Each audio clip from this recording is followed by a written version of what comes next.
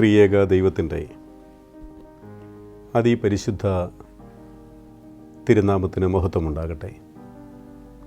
കർത്താവിൽ പ്രിയ മാതാപിതാക്കളെ, സഹോദരങ്ങളെ, കുഞ്ഞുങ്ങളെ, പരിശുദ്ധനായ പൗലോസ് ശ്ലീഹ കൊരിന്ത്യർക്കെഴുതിയ ഒന്നാമത്തെ ലേഖനം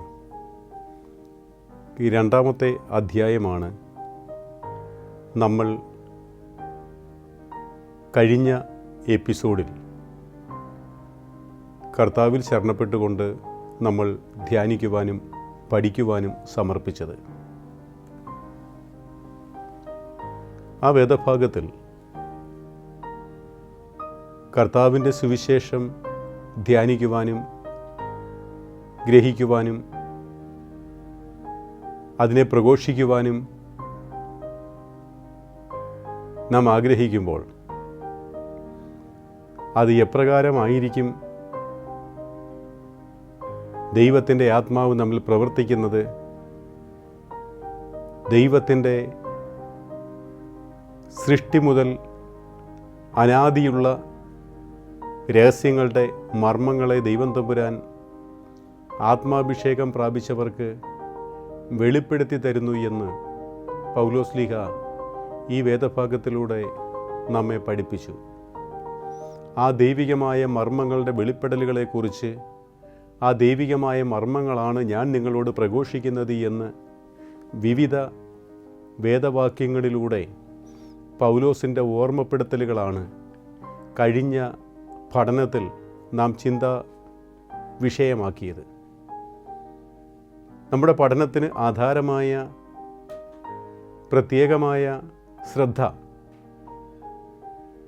1 തിമത്തിയോസ് 3-ാം അധ്യായം അതിൻ്റെ 16-ാം വാക്യത്തിൽ ഇപ്രകാരമാണ് പൗലോസ് ശ്ലീഹ ദൈവികമായ രഹസ്യങ്ങളെക്കുറിച്ച്, ദൈവികമായ മർമ്മത്തെക്കുറിച്ച് നമ്മളോട് ഉപദേശിക്കുന്നത്. അതിപ്രകാരമാണ്: അവൻ ജഡത്തിൽ വെളിപ്പെട്ടു, ആത്മാവിൽ നീതീകരിക്കപ്പെട്ടു, ദൂതന്മാർക്ക് പ്രത്യക്ഷനായി, ജാതികളുടെ ഇടയിൽ പ്രസംഗിക്കപ്പെട്ടു, ലോകത്തിൽ വിശ്വസിക്കപ്പെട്ടു, തേജസ്സിൽ എടുക്കപ്പെട്ടു എന്നിങ്ങനെ ദൈവഭക്തിയുടെ മർമ്മം സമ്മതമണ്ണം വലിയതാകുന്നു. അപ്പോൾ ദൈവഭക്തിയുടെ മർമ്മം എന്താണെന്ന് പൗലോസ് ശ്ലീഹ ഈ വേദവാക്യത്തിലൂടെ അടിവരയിട്ട് നമ്മെ ഓർമ്മിപ്പിക്കുകയാണ്. അച്ഛൻ ആ വേദഭാഗം ഒന്നുകൂടെ വായിക്കാം. പരിശുദ്ധനായ പൗലോസ് ശ്ലീഹ തിമത്തിയോസിന് എഴുതിയ 1-ാം ലേഖനം 3-ാം അധ്യായം അതിൻ്റെ 16-ാമത്തെ വാക്യത്തിൽ അവൻ ജഡത്തിൽ വെളിപ്പെട്ടു, ആത്മാവിൽ നീതീകരിക്കപ്പെട്ടു, ദൂതന്മാർക്ക് പ്രത്യക്ഷനായി, ജാതികളുടെ ഇടയിൽ പ്രസംഗിക്കപ്പെട്ടു, ലോകത്തിൽ വിശ്വസിക്കപ്പെട്ടു, തേജസ്സിൽ എടുക്കപ്പെട്ടു എന്നിങ്ങനെ ദൈവഭക്തിയുടെ മർമ്മം സമ്മതമാവണ്ണം വലിയതാകുന്നു. ഈ വാക്യങ്ങളിലൂടെയെല്ലാം ദൈവദത്തമായ ജ്ഞാനത്തെക്കുറിച്ചാണ് പറയുന്നത്. ദൈവികമായ മർമ്മങ്ങളെക്കുറിച്ചുള്ള വെളിപ്പെടുത്തുന്ന, ആ രഹസ്യങ്ങളെ വെളിപ്പെടുത്തുന്ന ദൈവികമായ ജ്ഞാനം പഴയ നിയമകാലത്ത് പ്രവാചകന്മാർക്കും രാജാക്കന്മാർക്കും പുരോഹിതന്മാർക്കും ദൈവം വെളിപ്പെടുത്തി കൊടുത്തതായുള്ള ജ്ഞാനം. മോശ മിസ്രയീമിൽ നിന്നും ഇസ്രായേൽ മക്കളെ വിടുവിക്കുവാൻ തക്കവണ്ണം ദൈവം അവനെ നിയോഗിച്ചപ്പോൾ മോശ പറയുന്നുണ്ട്: യഹോവേ, ഞാൻ വിക്കനായ അല്ലെങ്കിൽ തടിച്ച നാവുള്ള ഒരു മനുഷ്യനാകുന്നു. എനിക്ക് അതിനുള്ള കഴിവുകളോ ഒന്നുമില്ല. എന്നാൽ ദൈവം ആഗ്രഹിച്ചത് മറ്റൊന്നാണ്. നീ സംസാരിക്കേണ്ടത് ഞാൻ നിൻ്റെ നാവിൻ്റെ മുമ്പിൽ തരും. ഞാനാണ് സംസാരിക്കുന്നത്. കാരണം ദൈവത്തിൻ്റെ പദ്ധതി വെളിപ്പെടുത്തുവാനുള്ള ഒരു നിയോഗം മാത്രമാണ് മോശയ്ക്കുള്ളത്. അവിടെ പ്രവർത്തിക്കുന്നതും സംസാരിക്കുന്നതും ദൈവമാണ്. പ്രവാചകന്മാർ എന്ന് പറയുന്നത് ടങ് ഓഫ് ഗോഡ്, ദൈവത്തിൻ്റെ നാവായിട്ടാണ് ദൈവം മനുഷ്യനിലൂടെ സംസാരിച്ചു. മനുഷ്യൻ സംസാരിച്ചെങ്കിലും ആ സംസാരിച്ച കാര്യങ്ങൾ മനുഷ്യൻ്റേതല്ല, പ്രവാചകൻ്റേതല്ല.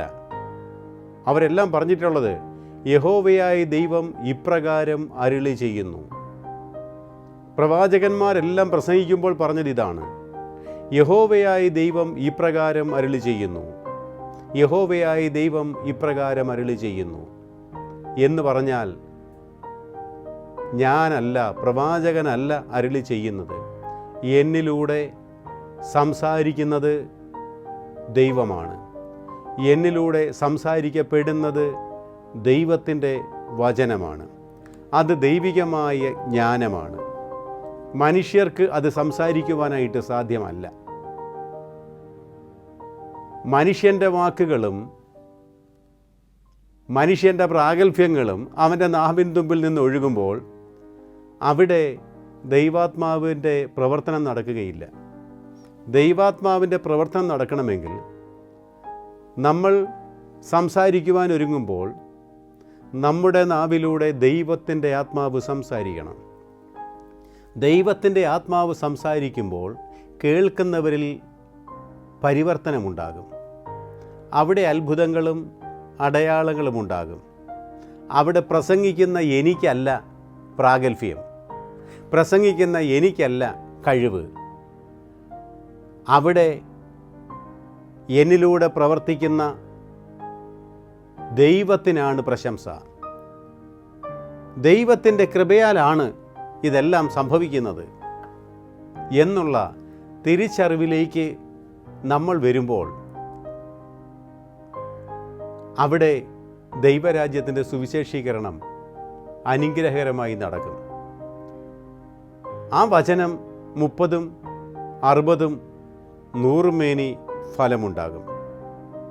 അങ്ങനെ പിതാക്കന്മാർക്ക് വെളിപ്പെടുത്തി കൊടുത്ത ദൈവത്തിൻ്റെ തേജസ് പുറപ്പാട് പുസ്തകം 24-ാം അധ്യായം അതിൻ്റെ 16 മുതൽ 18 വരെയുള്ള വാക്യങ്ങൾ വായിക്കുമ്പോൾ മോശ ഇപ്പോൾ സീനായി മലയിലാണ്. ആദ്യമേ നമ്മൾ ഓർത്തുവല്ലോ, കഴിഞ്ഞ എപ്പിസോഡിൽ 40 രാവും 40 പകലും ദൈവത്തിൻ്റെ പർവ്വതമായ സീനായി മലയിൽ ഇരുന്ന് ഉപാസനയോടുകൂടി തപസ്സോടുകൂടി ലോകത്തിൽ ജലപാനം ആഹാരവും എല്ലാം ഉപേക്ഷിച്ച് ദൈവസന്നിധിയിൽ പ്രാർത്ഥനാനിരതനായി ധ്യാനനിരതനായി ഇരുന്ന മോശയുടെ ജീവിതാനുഭവത്തിൽ യഹോവയുടെ തേജസ് വന്ന് സീനായി മലയിൽ ആവസിച്ചു. ദൈവം വെളിപ്പെടുത്തി കൊടുക്കുകയാണ്. ദൈവം സ്വയം വെളിപ്പെടുകയാണ്. യഹോവയുടെ തേജസ് സീനായി പർവ്വതത്തിൽ ആവസിച്ചു. മേഘം 6 ദിവസം അതിനെ മൂടിയിരുന്നു. ദൈവത്തിൻ്റെ തേജസ് സീനായി പർവ്വതത്തിൽ വന്ന് ആവസിച്ചു. മേഘം അതിനെ 6 ദിവസം മൂടിയിരുന്നു. അവൻ 7-ാം ദിവസം മേഘത്തിൻ്റെ നടുവിൽ നിന്നുകൊണ്ട് മോശയെ വിളിച്ചു. യഹോവയുടെ തേജസ്സിൻ്റെ കാഴ്ച പർവ്വതത്തിൻ്റെ മുകളിൽ കത്തുന്ന തീ പോലെ ഇസ്രായേൽ മക്കൾക്ക് തോന്നി. അപ്പോൾ ദൈവത്തിൻ്റെ തേജസ്സിൻ്റെ കാഴ്ച കത്തുന്ന തീ പോലെ പർവ്വതത്തിൻ്റെ മുകളിൽ ഇസ്രായേൽ മക്കൾക്ക് തോന്നി. ദൈവത്തിൻ്റെ മഹത്വത്തിൻ്റെ വെളിപ്പെടൽ യെശയ്യാ പ്രവചനം 6-ാം അധ്യായം 1 മുതലുള്ള വാക്യങ്ങളിൽ പ്രവാചകൻ ഇവിടെ വെളിപ്പെടുത്തുകയാണ്. ഉസിയ രാജാവ് മരിച്ചയാണ്ടിൽ കർത്താവ് ഉയർന്നും പൊങ്ങിയുമുള്ള സിംഹാസനത്തിൽ ഇരിക്കുന്നത് ഞാൻ കണ്ടു. അവൻ്റെ വസ്ത്രത്തിൻ്റെ വിളുമ്പുകൾ മന്ദിരത്തെ നിറച്ചിരുന്നു. സാറാഫുകൾ അവന് ചുറ്റും നിന്നു. ഓരോരുത്തന് 6 ചിറകുകൾ വീതമുണ്ടായിരുന്നു. 2 കൊണ്ടവർ മുഖം മൂടി, 2 കൊണ്ട് അവർ കാൽ മൂടി, 2 കൊണ്ട് അവർ പറന്ന് ഓരോരുത്തനോട്, ഒരുത്തൻ സൈന്യങ്ങളുടെ യഹോവ പരിശുദ്ധൻ പരിശുദ്ധൻ പരിശുദ്ധൻ, സർവഭൂമിയുടെയും അവൻ മഹത്വം കൊണ്ട് നിറഞ്ഞിരിക്കുന്നു എന്ന് ആർത്തു പറഞ്ഞു.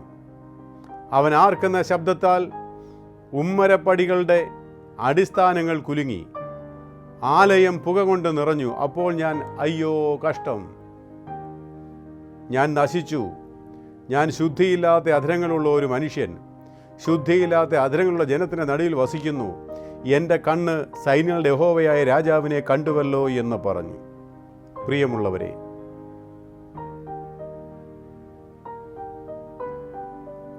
മഹോന്നത സ്ഥലത്ത്, ഉന്നതങ്ങളിൽ, മഹോന്നതങ്ങളിൽ വാഴുന്ന ദൈവം, അവന് ചുറ്റും ആയിരിക്കുന്ന സാറാഫുകൾക്ക് 6 ചിറകുകൾ, 2 കൊണ്ട് അവർ മുഖം മൂടി. കാരണം തങ്ങളുടെ നേത്രങ്ങൾ കൊണ്ട് ഈ തേജസ് കാണുവാനുള്ള പ്രാപ്തിയില്ല, കരിഞ്ഞു പോകും. അതുകൊണ്ട് അവർ 2 കൊണ്ട് മുഖം മൂടിക്കൊണ്ടാണ് അവർ പറക്കുന്നത്. 2 ചിറകുകൾ കൊണ്ട് അവർ പാദങ്ങൾ മൂടി. കാരണം പാദങ്ങൾ എപ്പോഴും ശുദ്ധമായിരിക്കണം. 2 കൊണ്ട് അവർ പറന്നു ചെന്നിട്ട് ഒരുത്തനോട് പറയുകയാണ്, സൈന്യങ്ങളുടെ യഹോവ പരിശുദ്ധൻ പരിശുദ്ധൻ പരിശുദ്ധൻ എന്ന് അവർ ആർത്തട്ടഹസിച്ചു കൊണ്ടേയിരുന്നു. ആ ആർത്തട്ടഹസിക്കലിൽ അവിടെ ആർക്കെന്ന ശബ്ദത്തിൽ ഉമ്മരപ്പടികളുടെ അടിസ്ഥാനങ്ങൾ കുലുങ്ങി, ആലയം പുക കൊണ്ട് നിറഞ്ഞു. ദൈവികമായ മർമ്മങ്ങളുടെ വെളിപ്പെടൽ. ദൈവസന്നിധിയിലിരുന്ന് പ്രാർത്ഥിച്ച, ആത്മവിവശനായി ഹൃദയവേദനയോടെ പ്രാർത്ഥിച്ച യെശയ്യാ പ്രവാചകന് ദൈവം വെളിപ്പെടുത്തി കൊടുത്ത ദൈവികമായ രഹസ്യങ്ങളുടെ മർമ്മം. ഇതാണ് ഈ വേദഭാഗത്തിൽ നമുക്ക് കാണുവാനായിട്ട് കഴിയുന്നത്. പ്രിയമുള്ളവരെ, പൗലോസ്ലീഹ ഈ വേദഭാഗത്തിലൂടെ നമ്മെ പഠിപ്പിക്കുകയാണ്. The Lord of glory demonstrate that the dignity and honor of Jesus is that of the Father himself. ദൈവത്തെ സ്വയം വെളിപ്പെടുത്തി കൊടുക്കുന്ന അനുഭവം. The incarnate Son of God who clothes himself with light as with a garment. പ്രകാശത്തെ വസ്ത്രമാക്കിയവൻ. അത് ദൈവത്തിൻ്റെ അഗാധമായ സത്യങ്ങളെപ്പോലും വെളിപ്പെടുത്തി തരുന്ന ദൈവികമായ മർമ്മങ്ങളുടെ അല്ലെങ്കിൽ ദൈവികമായ രഹസ്യങ്ങളുടെ വെളിപ്പെടുത്തലുകളിലേക്ക് കടന്നു ചെല്ലുവാൻ തക്കവണ്ണം ദൈവത്തിലുള്ള ആഴമായ വിശ്വാസവും സമർപ്പണവും ഇടയാക്കി തീർക്കുന്നു എന്ന് പൗലോസ്ലീഹ പഠിപ്പിക്കുകയാണ്. അതിന് പ്രാപിക്കേണ്ട ഒരു ജ്ഞാനമുണ്ട്. അത് ദൈവാത്മാവിൻ്റെ ജ്ഞാനമാണ്. ഭൗതികമായ ജ്ഞാനം കൊണ്ട് ലഭിക്കുന്നതല്ല ദൈവികമായ മർമ്മങ്ങളുടെ വെളിപ്പെടുത്തലുകൾ. അത് ദൈവം തൻ്റെ ആത്മാവിനാൽ നമുക്ക് വെളിപ്പെടുത്തിയിരിക്കുന്നു.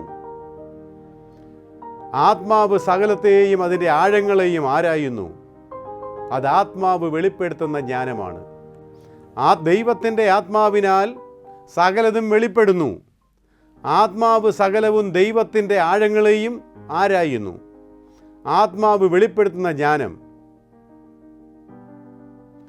ദൈവത്തിൻ്റെ സന്നിധിയിൽ നാം ആയിരിക്കുമ്പോൾ ദൈവാത്മാവ് വെളിപ്പെടുത്തുന്ന ജ്ഞാനമാണ് ജനഹൃദയങ്ങളിൽ ഇറങ്ങി പ്രവർത്തിക്കുന്നത്. അത് കേൾക്കുമ്പോഴാണ് മനസ്സിന് പരിവർത്തനമുണ്ടാകുന്നത്. We come to know God's wisdom through Holy Spirit. For the Holy Spirit knows the things of God, just as the spirit of man knows what is in man. മനുഷ്യനിലുള്ളത് മനുഷ്യൻ്റെ ആത്മാവല്ലാതെ ആരും അറിയുന്നില്ല. എന്നാൽ ദൈവത്തിൻ്റെ ആത്മാവ് ദൈവത്തിലുള്ളതിനെ വെളിപ്പെടുത്തി തരുന്നു. അതുകൊണ്ട് മാനുഷികമായ ജ്ഞാനമല്ല നമ്മൾ പ്രാപിക്കേണ്ടത്, പരിശുദ്ധാത്മാവിൻ്റെ ജ്ഞാനമാണ്.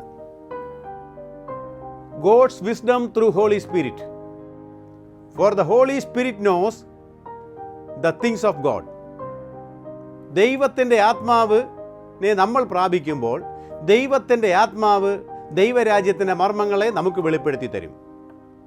എന്നാൽ മനുഷ്യനിലുള്ള ആത്മാവ്, just as the spirit of man knows what is in man. ഇവിടെയാണ് ഹ്യൂമാനിറ്റിയുടെ ത്രീഫോൾഡ് ക്ലാസിഫിക്കേഷൻ പൗലോസ്ലീഹ നൽകുന്നത്. 3 തരത്തിലാണ് പൗലോസ്ലീഹ നമ്മെ പഠിപ്പിക്കുന്നത്. ഒന്നാമതായിട്ട് ദ നാച്ചുറൽ മാൻ, സോളിഷ് എന്നാണ് പറയുന്നത്. നാച്ചുറൽ മാൻ 14-ാമത്തെ വാക്യത്തിൽ പറയുന്നുണ്ട്. The natural man is one not yet join with Christ. ദൈവത്തോട് ചേരാത്തവൻ, വിശ്വാസത്തിലേക്ക് കടന്നു വന്നിട്ടില്ല. Unenlightened and unregenerate. Such people, divine things appear to be foolishness because they inquire into divine things by human and natural reasoning rather than receiving by faith. പ്രിയമുള്ളവരെ, അവൻ്റെ ബുദ്ധി കൊണ്ടും വിദ്യാഭ്യാസം കൊണ്ടും അവൻ്റെ ജ്ഞാനം കൊണ്ടുമൊക്കെ വിവേചിച്ചറിയുവാനായിട്ട് അവൻ ശ്രമിക്കുന്നു. അവൻ നാച്ചുറൽ മാനാണ്. ദൈവികമായ പരിശുദ്ധാത്മ ശക്തി കൊണ്ട് വിവേചിച്ചറിയുവാനായിട്ട് അവന് പ്രാപ്തിയില്ല. എന്നാൽ രണ്ടാമതൊരു കൂട്ടരെക്കുറിച്ച് പറയുന്നുണ്ട്, സ്പിരിച്വൽ മാൻ. അത് 15-ാമത്തെ വാക്യത്തിലാണ്. Spiritual man is filled with Holy Spirit given at Christ or Chrismation and is maturing in this knowledge of Christ. ക്രിസ്തുവിലുള്ള വിശ്വാസത്തിലൂടെ, ക്രിസ്തീയതയിലൂടെ പരിശുദ്ധാത്മാവിൻ്റെ അഭിഷേകം പ്രാപിച്ചവർ, anointing by Holy Spirit. Spiritual man is filled with the Holy Spirit. പരിശുദ്ധാത്മാവിനാൽ നിറഞ്ഞവനാണ്. അവൻ ഓരോ ദിവസവും ആത്മാവിൽ വളർന്നുകൊണ്ടേയിരിക്കും. മൂന്നാമതായിട്ട് the carnal man, fleshly മാൻ എന്ന് പറയും. 3-ാം അധ്യായം 1-ാം വാക്യത്തിലോട്ട് വരുമ്പോൾ നമുക്കിത് കാണുവാനായിട്ട് സാധിക്കും. The carnal man is the person who while in the church as his mind set as earthly things, still trying to satisfy personal wants and selfish desires. അവൻ നിലവിൽ ഇന്ന ചർച്ചിലായിരിക്കുമ്പോഴും അവൻ്റെ മൈൻഡ് സെറ്റ് എന്ന് പറയുന്നത് ഭൗതികമായ താല്പര്യങ്ങളിലും ഭൗതികമായ കാര്യങ്ങളിലുമാണ്. അവൻ്റെ ആഗ്രഹങ്ങൾ, അവൻ്റെ സ്വാർത്ഥമായ ആഗ്രഹങ്ങൾ, അവൻ്റെ സ്വാർത്ഥമായ താല്പര്യങ്ങൾ, ആവശ്യങ്ങൾ, ഇതൊക്കെയാണ് അവനവിടെ ആയിരിക്കുമ്പോഴും. പ്രിയമുള്ളവരെ, എന്നാൽ ഒരു ക്രിസ്തു വിശ്വാസിയെ സംബന്ധിച്ചിടത്തോളം അവിടെ പ്രത്യേകമായിട്ട് പറയുന്നു, we reveal our spiritual condition by our relationship with others. We revealed our spiritual condition by our relationship with other Christians. നമ്മുടെ ക്രിസ്തീയ ജീവിതം പൗലോസ്ലീഹ വ്യക്തമായിട്ട് ഫിലിപ്പിയ ലേഖനം 2-ാം അധ്യായം 5-ാം വാക്യത്തിൽ പറഞ്ഞു, have the true mind of Jesus Christ. ക്രിസ്തുവിൻ്റെ അതേ ഭാവം തന്നെ നിങ്ങളിലും ഉണ്ടായിരിക്കട്ടെ എന്നാണ്. എന്താണ് ക്രിസ്തുവിൻ്റെ അതേ ഭാവം? തൊട്ട് താഴെയുള്ള വാക്യങ്ങളിലൂടെ വിവരിക്കുന്നുണ്ട്. ദൈവത്തോടുള്ള സമത്വം മുറുക്കെ പിടിക്കാതെ അവൻ ദാസരൂപമെടുത്ത് മനുഷ്യനായി വിളങ്ങി തന്നെത്താൻ താഴ്ത്തി ക്രൂശിലെ മരണത്തോളം തന്നെ ഏൽപ്പിച്ചു കൊടുത്തു. അവൻ ഏറ്റവും അനുസരണയുള്ളവനായി തന്നെത്താൻ താഴ്ത്തി ഏൽപ്പിച്ചു കൊടുത്തു. എവിടം വരെ? ക്രൂശിലെ മരണത്തോളം തന്നെ താഴ്ത്തി കൊടുത്തു. അതുകൊണ്ട് ദൈവം അവനെ ഏറ്റവും ഉയർത്തി, സകല നാമത്തിനും മേലായ നാമം നൽകി. സകല മുഴങ്കാലും അവൻ്റെ മുൻപിൽ മടങ്ങി. ദൈവത്തോടുള്ള സമത്വം മുറുകെ പിടിക്കാതെ ഭൂമിയിലേക്ക് ഇറങ്ങി വന്ന് മനുഷ്യൻ്റെ വേഷം ധരിച്ച് ജഡത്തിൽ മനുഷ്യനായി ദാസരൂപമെടുത്ത് ഈ ഭൂമിയിൽ ജീവിച്ച് ക്രൂശിൻ്റെ മരണത്തോളം തന്നെ താഴ്ത്തി ഏൽപ്പിച്ചു കൊടുത്തു. ഇതാണ് പൗലോസ്ലീഹ പറഞ്ഞത്, have the true mind of Christ. ക്രിസ്തുവിൻ്റെ അതേ ഭാവം തന്നെ നിങ്ങളിലും ഉണ്ടാകണം. കർത്താവ് തമ്പുരാൻ ആവശ്യപ്പെടുന്നത് അത് തന്നെയാണ്. എൻ്റെ പിതാവ് എന്നെ സ്നേഹിച്ചതുപോലെ ഞാൻ നിങ്ങളെ സ്നേഹിച്ചു, ഞാൻ നിങ്ങളെ സ്നേഹിച്ചതുപോലെ നിങ്ങളും തമ്മിൽ സ്നേഹിപ്പീൻ. ദൈവസ്നേഹത്തിൻ്റെ ആഴമറിയുവാൻ അവൻ്റെ ക്രൂശിൻ്റെ അടുക്കിലേക്ക് നാം കടന്നു ചെല്ലണം. അവൻ്റെ ക്രൂശിലേക്ക് നോക്കണം. അവൻ്റെ ക്രൂശിലേക്ക് നോക്കുന്നവർ രക്ഷയുടെ അനുഭവത്തിലേക്ക് കടന്നു വരും. അവങ്കിലേക്ക് നോക്കുന്നവർ പ്രകാശിതരായിത്തീരും. അവരുടെ മുഖം ലജ്ജിച്ചു പോകുകയില്ല. എളിയവർ നിലവിളിക്കുമ്പോൾ അവൻ കേൾക്കും. അവനവരെ സകല കഷ്ടതയിൽ നിന്ന് വിടുവിക്കുമെന്ന സങ്കീർത്തനക്കാരൻ പറയുന്നത്. ദൈവികമായ രഹസ്യങ്ങൾ വെളിപ്പെട്ടു വരും. ദൈവികമായ വിടുതൽ അനുഭവിച്ചറിയാൻ സാധിക്കും. ദൈവികമായ രക്ഷയെ കാണുവാൻ സാധിക്കും. സാറാഫുകൾ പോലും 2 ചിറകളുടെ മുഖം മൂടിയവനെ മനുഷ്യനായ യെശയ്യാ പ്രവാചകൻ കാണുന്നു. അയ്യോ, ഞാൻ അരിഷ്ട മനുഷ്യൻ, ശുദ്ധിയില്ലാത്ത അധരങ്ങളുള്ള മനുഷ്യൻ, ശുദ്ധിയില്ലാത്ത ജനത്തിന് നടുവിൽ വസിക്കുന്നു. ദൈവമേ, എൻ്റെ കണ്ണുകൊണ്ട് ഞാൻ നിന്നെ കണ്ടല്ലോ. അവൻ കമിഴ്ന്നു വീഴുകയാണ്.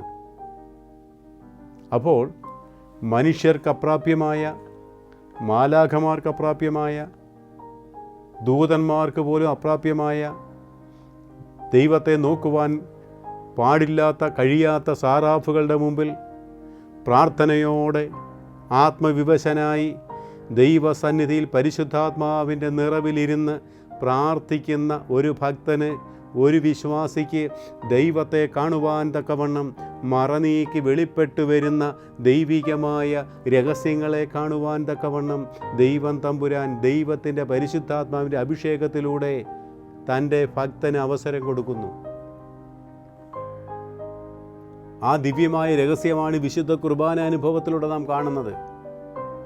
വിശുദ്ധ ആരാധനയിൽ ദൈവമക്കളെല്ലാവരും പ്രാർത്ഥനാ നിർഭരമായി ദൈവത്തെ സ്തുതിച്ചുകൊണ്ട്, സ്തോത്രം ചെയ്തുകൊണ്ട്, അവനെ ആരാധിച്ചുകൊണ്ട് നിൽക്കുമ്പോൾ ദേവാലയത്തിൻ്റെ മറ തുറക്കപ്പെടും. ദേവാലയത്തിൻ്റെ മറ തുറക്കപ്പെടുമ്പോൾ ദൈവത്തിൻ്റെ സിംഹാസനം വെളിപ്പെടും. ആ ദൈവത്തിൻ്റെ സിംഹാസനത്തിൻ്റെ മേശയിൽ ഇരിക്കുന്ന കർത്താവിൻ്റെ തിരുശരീര രക്തങ്ങളെ കാണുവാനും അനുഭവിക്കുവാനും അവനെ ആരാധിക്കുവാനും അവനെ ജീവിതത്തിലേക്ക് സ്വീകരിക്കുവാനും കഴിയുന്ന ഒരു മഹത്വത്തിൻ്റെ വെളിപ്പെടലാണ് പരിശുദ്ധമായ ആരാധന. അവിടെ ദൈവികമായ രഹസ്യങ്ങളെ, ലോകസൃഷ്ടാവായ ദൈവത്തിൻ്റെ അനാദി മുതലുള്ള ദൈവികമായ മർമ്മങ്ങളെയും പദ്ധതികളെയും മറനീക്കി പുറത്തു വരുന്ന സ്വർഗീയമായ രഹസ്യങ്ങളെ എൻ്റെ കണ്ണുകൊണ്ട് കാണുവാൻ അഗ്നിമയന്മാർ ആരെ നോക്കിൽ വിറച്ചിടുന്നു. അവനെ മേശയിൽ അപ്പം വീഞ്ഞായി നാം കാണുന്നു, ഞാൻ കാണുന്നു, നീ കാണുന്നു, നമ്മൾ കാണുന്നു. ആ ദൈവികമായ രഹസ്യത്തെ അവിടെ വെളിപ്പെടുത്തി തരികയാണ്.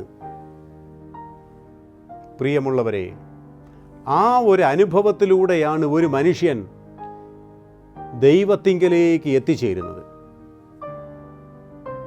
ദൈവത്തെ കാണുവാൻ, ദൈവികമായ മർമ്മങ്ങളെ അറിയുവാൻ, ദൈവികമായ രഹസ്യങ്ങളെ വെളിപ്പെടുത്തി കിട്ടുവാൻ, ദൈവികമായ രഹസ്യങ്ങളെ ഗ്രഹിക്കുവാൻ, അങ്ങനെ ദൈവസന്നിധിയിൽ അനുഗ്രഹപൂർണമായ ദൈവമർമ്മങ്ങളോട് ചേർന്നുള്ള ഒരു സ്വർഗീയമായ അനുഭൂതിയാണ് ആത്മീയ ജീവിതം. അത് വെറും അധരജൽപ്പനമല്ല, വെറും നാമധേയമല്ല. അത് സ്വർഗീയമായ രഹസ്യങ്ങളുടെ ഒരു അനുഭൂതി അനുഭവിക്കുന്നതാണ്. ആരാധനയിൽ ചെന്ന് നിൽക്കുന്നവർക്കാണത്, ഉയരത്തിലുള്ളതിനെ അന്വേഷിക്കുന്നവർക്കത് കാണുവാൻ സാധിക്കും. ആ മറ നീക്കി ദൈവികമായ രഹസ്യങ്ങളെ കാണുവാനും, കാണുന്നത് മാത്രമല്ല അവനെ ആരാധിക്കുവാനും. സാറാഫുകൾ ആരാധിക്കും പരിശുദ്ധനെ, ആരാധിക്കുവാൻ, അവൻ്റെ ശരീരരക്തങ്ങളെ കാണുവാൻ, ആ ശരീരരക്തങ്ങളെ ആഘോഷിക്കുവാൻ, ആ ശരീരരക്തങ്ങളെ അനുഭവിക്കുവാൻ, അങ്ങനെ ക്രിസ്തുവിൽ ദൈവത്തിൽ ആയിത്തീരുന്ന ആ സ്വർഗീയമായ ആരാധനയുടെ അനുഭൂതി, പ്രിയമുള്ളവരെ, അതായിരിക്കണം നമ്മളുടെ ആത്മീയ ജീവിതം. അത് കണ്ടപ്പോഴാണ് പൗലോസ്ലീഹ പറഞ്ഞത്, ഈ ലോകത്തിലുള്ളത് മുഴുവൻ ഞാൻ ചപ്പും ചവറുമെന്ന് എണ്ണുന്നു. എൻ്റെ അധികാരങ്ങളും, എൻ്റെ പദവികൾ, എൻ്റെ സമ്പത്ത്, എൻ്റെ സൗന്ദര്യം, എൻ്റെ ആരോഗ്യം, എൻ്റെ ചുറ്റുപാടുകൾ, ഞാൻ ആയിരിക്കുന്ന ഇടം, ഇതൊക്കെ വെറും ചപ്പും ചവറുമാണ്. ആത്മീയമായതിനെ നോക്കുന്നവൻ, സ്വർഗീയമായതിനെ കാണുന്നവന് ഭൗതികമായി നിൽക്കുന്നതൊക്കെ ചപ്പും ചവറുമാണ്. ആ ഒരു ദൈവികമായ അനുഗ്രഹത്തിൻ്റെ ഉറവയിലേക്ക് ചെന്ന് ചേരുവാൻ ദൈവത്തിൻ്റെ പരിശുദ്ധാത്മാവ് നമ്മെ എല്ലാവരെയും സഹായിക്കട്ടെ. ദൈവം തമ്പുരാൻ നമ്മെ എല്ലാവരെയും അനുഗ്രഹിക്കട്ടെ.